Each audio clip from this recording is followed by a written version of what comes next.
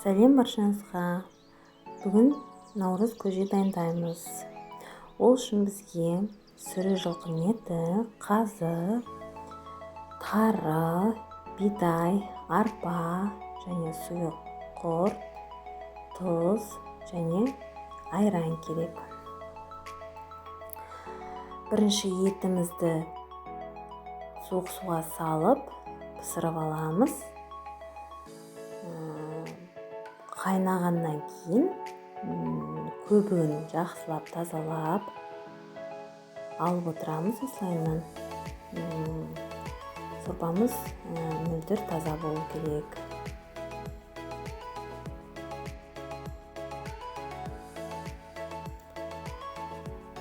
Етіміз пісқаннан кейін осылай сүзіп алып аламыз. Сосын тураймыз жақсылап қасына етті. Осылайынан жақсылап турап сорпаға салу үшін дайындап турап қоямыз.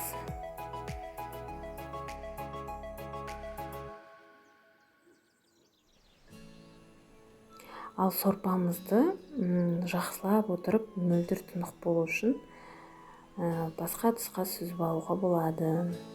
Сосын осылай қайнап тұрған сорпаның үстіне бидайымызды және арпамызды қосамыз. Бидай мен арпа өте көп пісатындықтан оларды түнімен бұқтырып қоямыз. Не болмаса ет пісердің алдында ыстық суға бұқтырып бетін жауып қоюға болады.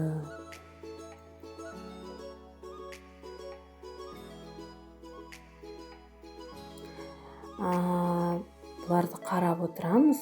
45-50 минутта пісады. Сосын артынан тарымызды саламыз. Тары тезірек піседі. 15 минуттай пісқандықтан артына таман саламыз. Сосын туралған және ет пен қазымызды қосамыз. Сосын құрт пен айранымызды қосамыз.